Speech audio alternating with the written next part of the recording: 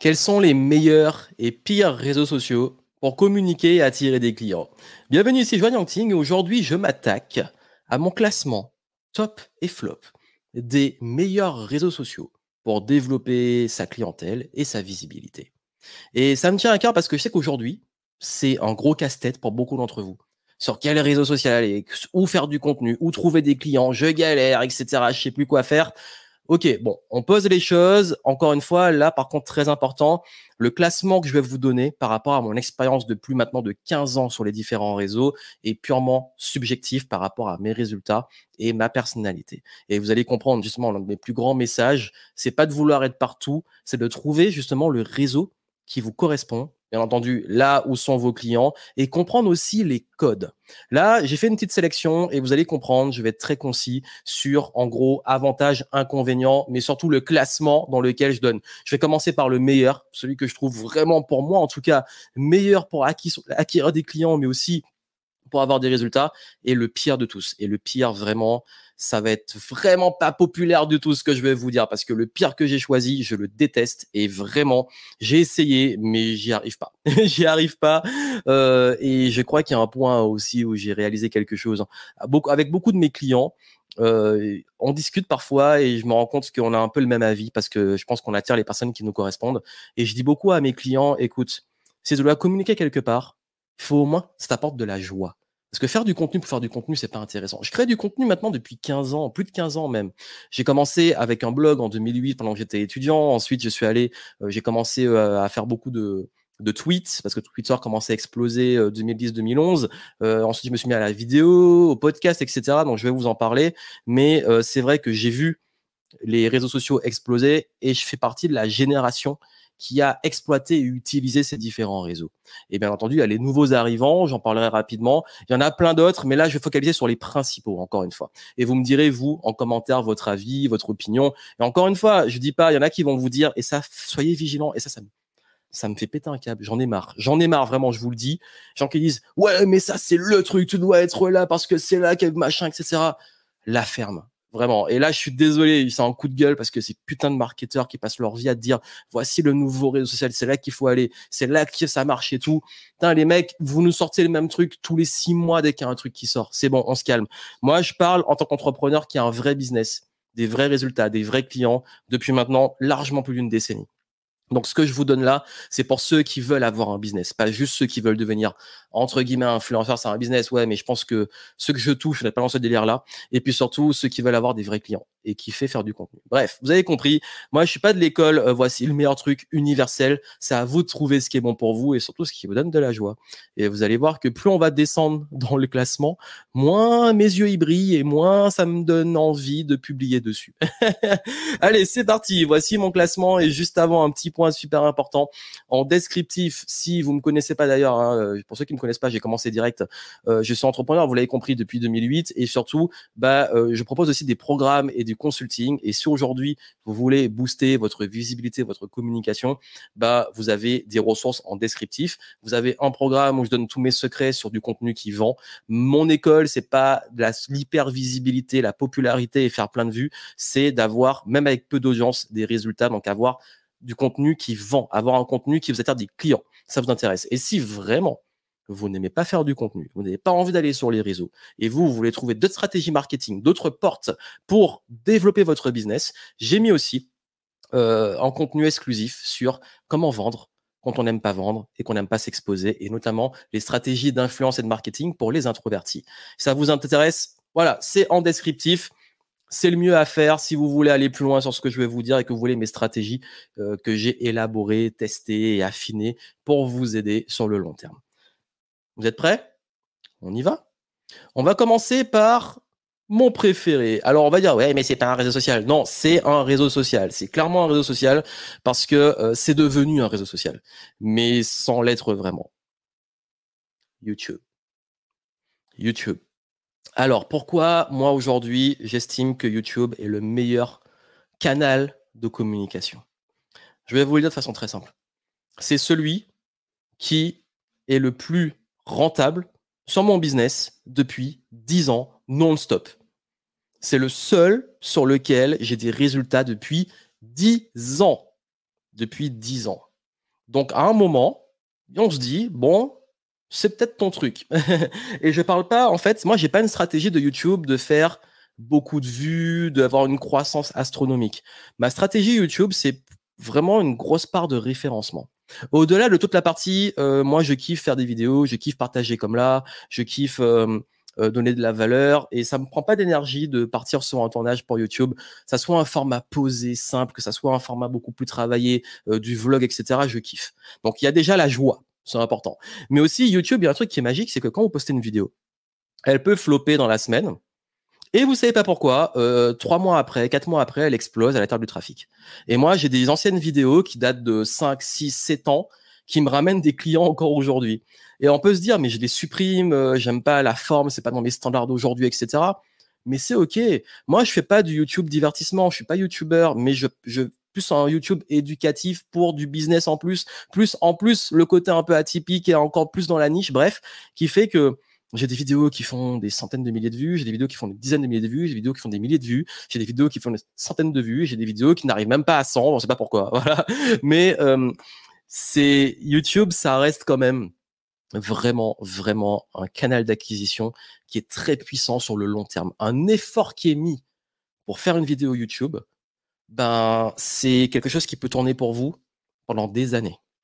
Et c'est le meilleur investissement du monde. Avoir, c'est vraiment le référencement. En plus, comme c'est Google, c'est comme faire ce qu'on appelle du SEO. Donc, ça veut dire de l'optimisation pour les moteurs de recherche. Ça veut dire que les gens, quand ils tapent un truc, ils vous trouvent. Bah, YouTube, c'est ça. Recommandations, moteurs de recherche, etc. Donc, aujourd'hui, moi, YouTube, j'estime que c'est aussi ce que je consomme le plus. Je regarde énormément de vidéos sur YouTube, mais de tout, hein, vraiment de tout.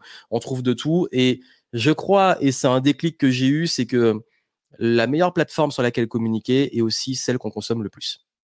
Ça peut paraître bizarre. Et vraiment, YouTube, c'est ce que je consomme le plus. Vraiment. J'ai même YouTube Premium parce que je kiffe, j'enregistre des vidéos, je les vois, je les écoute parfois, des podcasts sur YouTube.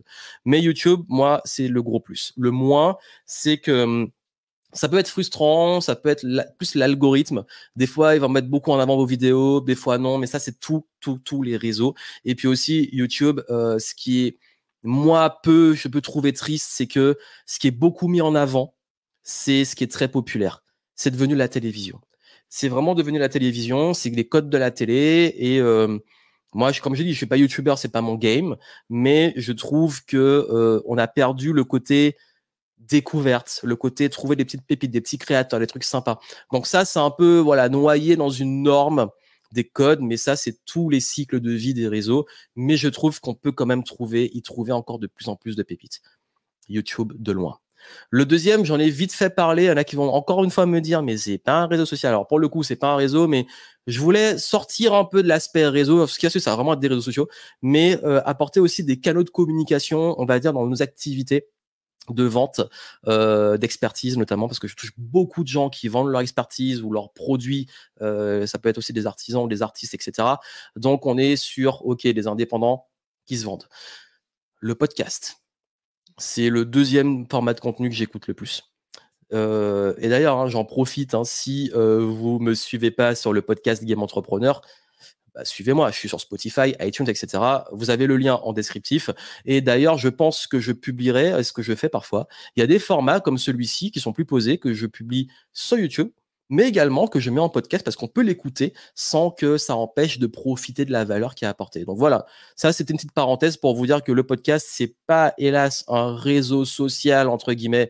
Et là, je vais me faire taper dessus, mais je voulais quand même le placer en disant que ce qui est bien avec le podcast, c'est que les gens passent du temps avec vous. Et on utilise un des leviers les plus puissants et plus puissant que la visibilité, c'est la fréquence.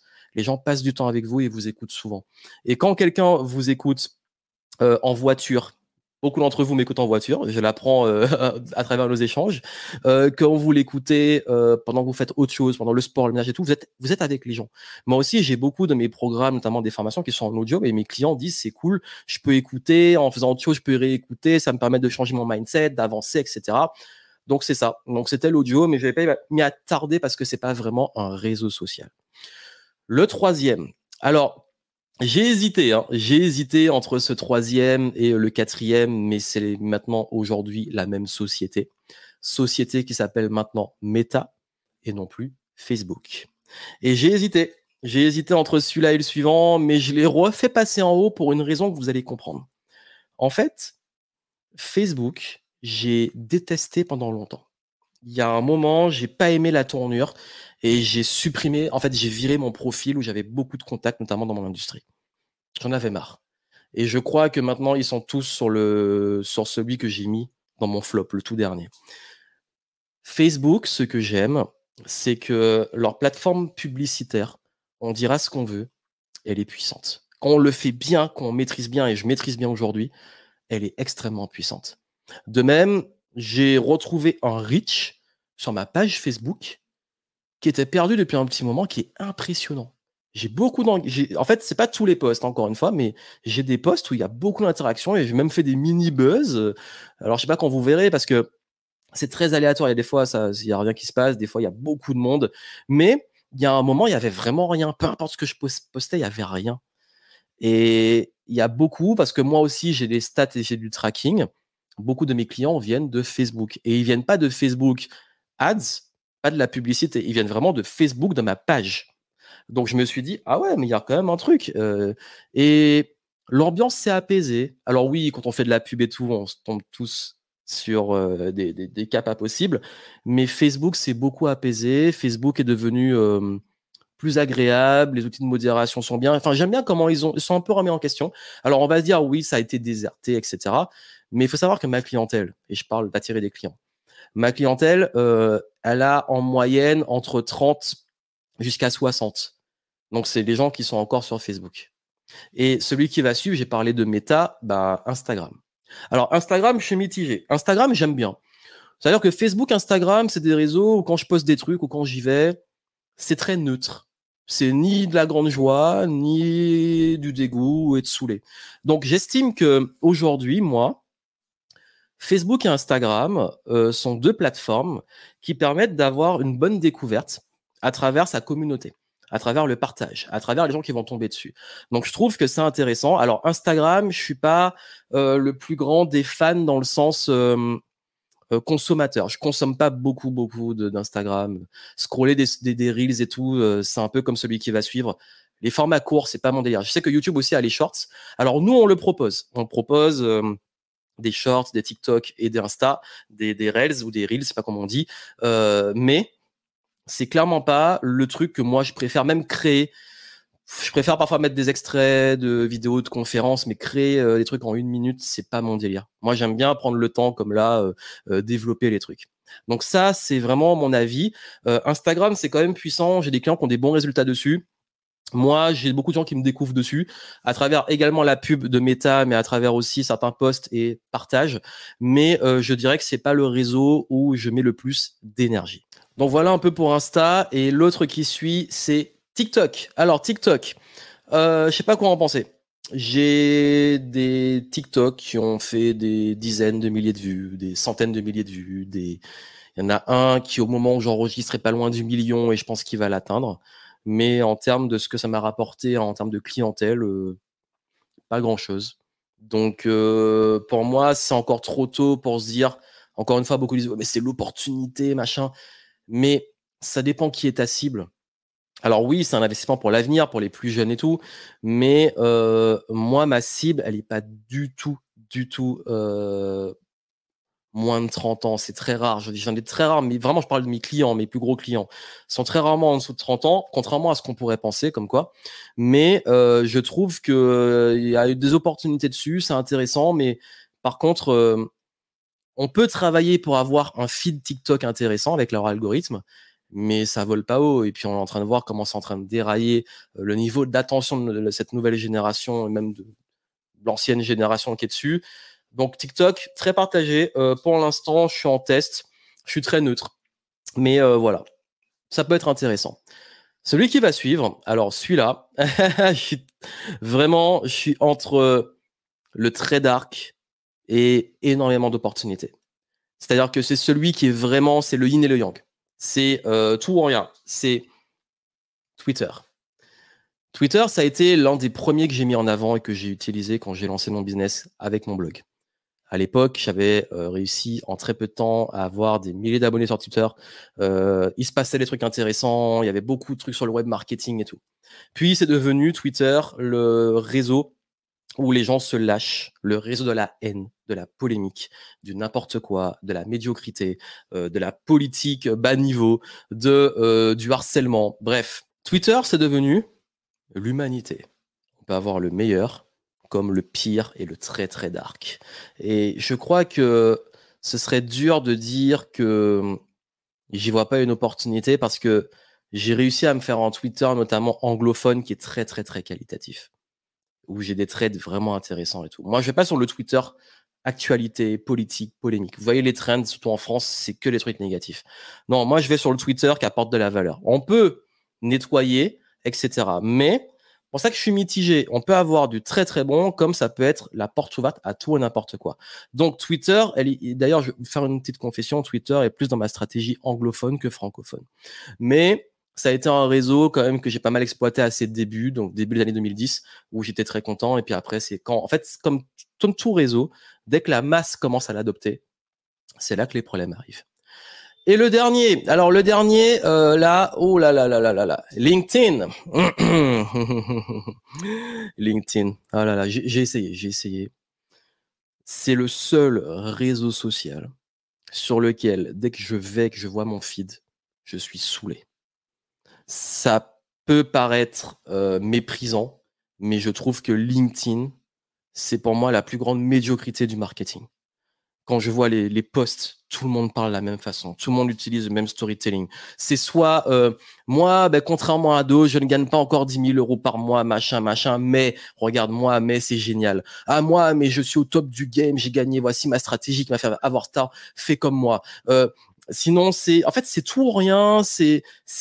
On dit ouais, c'est pas lisse, mais non, moi je trouve ça lisse parce que c'est tout le temps les mêmes trucs et c'est tout le temps polarisant et c'est tout le temps le même storytelling, c'est tout le temps la même accroche avec l'espace et le truc pour te teaser. En fait, quand je vais sur LinkedIn, j'ai l'impression de voir des gens qui sont entre eux et qui s'auto-congratulent, mais tu vois pas ce qui se passe. Je vois pas la valeur en fait. Je suis désolé, mais je vois pas la valeur. Je suis saoulé et je sais pas pourquoi, si je dois refaire mon réseau ou quoi, mais j'ai essayé de poster des trucs. Je me suis pris une fois un méga harcèlement de la part d'une page qui se fait justicier de LinkedIn. Ça avait soi-disant rien à faire sur LinkedIn alors que tous mes clients et tous les gens m'avaient défendu parce que voilà, ils sont tombés dessus parce qu'ils ont dit t'as rien à faire sur LinkedIn. LinkedIn représente tout ce que j'ai fui quand j'ai décidé de devenir entrepreneur. Ça a été un déclic pour moi, ça. J'ai fui le monde corporate. J'ai fui l'espèce de monopensance où tout le monde fait la même chose et parle de la même façon. J'ai fui la défense à Paris. Je voulais pas y finir après mon école de commerce. J'ai fui la startup nation française. Le monde, je sais pas, ça me saoule. Non mais encore une fois, je vous dis, c'est mon opinion. Il y en a, ils sont très heureux, ils disent ouais, mais j'ai des clients et tout. Je vais sur le truc, ça me met pas en joie. Je poste du contenu qualitatif, ça prend pas. Je mets des efforts, j'interagis, les gens, j'aime pas leur façon de penser, etc. Qu'est-ce que je vais aller foutre là? Même si ça me rapporte des clients, qu'est-ce que je vais faire sur un truc qui me saoule? Et c'est ça aussi, c'est qu'il y a des gens, ils vont sur un truc parce qu'ils se disent c'est opportunité de business. Mais moi, si le business, il n'y a pas du kiff, il n'y a pas du sens et il n'y a pas un aspect qui me met en joie, ça m'intéresse pas. J'ai tellement tous les autres trucs me rapportent des clients. Qu'est-ce que je vais aller perdre mon temps là? Non, en fait, LinkedIn, moi, ma stratégie, c'est plus trouver parfois des partenaires, des trucs comme ça, plus du réseau, mais la partie prospection client. Voilà. Et puis, je sais qu'il y en a qui vont me dire, ouais, mais t'as pas compris le truc, il faut que tu fasses comme ça, mais c'est une réelle opportunité. Encore une fois, je vous ai dit, c'est bon, moi, les discours, c'est là qu'il faut aller, c'est ça qui marche et il faut que tu le fasses. C'est un truc que je méprise dans le monde du marketing. Parce que le marketing, c'est qui est ta cible, où elle est, où t'es bon pour l'attirer et vas-y. Voilà. Peut-être que LinkedIn, je suis pas bon dessus et franchement, je vous le dis, j'ai pas envie de devenir bon dessus. Donc, je ne sais pas. Je ne sais pas la suite. Soit je vire tout, je crée un compte anglophone et je me focalise dessus. Parce que, encore une fois, LinkedIn comme Twitter, la partie anglophone, je la trouve cool. La partie francophone, bah, je viens de vous dire tout ce que ça représente, tout ce que je déteste et que j'ai fui quand j'ai voulu devenir entrepreneur. Et comme je vous disais au début que j'ai l'impression que tous les gens de Facebook ont migré sur LinkedIn, je crois que tout ce qui me saoulait à l'époque sur Facebook est arrivé sur LinkedIn. Voilà, j'ai pas été tendre pour le dernier, je vais me faire plein de copains, mais encore une fois, c'est mon avis, vous êtes libre. C'est inutile, enfin, mettez votre énergie à me forcer d'utiliser une plateforme ou de mieux l'utiliser, je m'en fous. Moi, je partage ma vision des choses.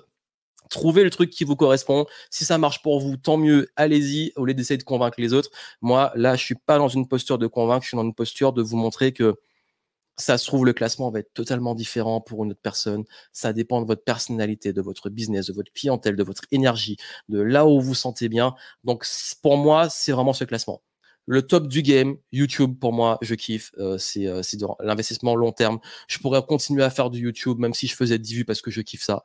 Le podcast aussi, c'est un bon canal, on va dire, sur le long terme. Et moi, j'aime bien aussi d'écouter les podcasts. Facebook et Instagram, donc Meta, je vais mettre les deux ensemble.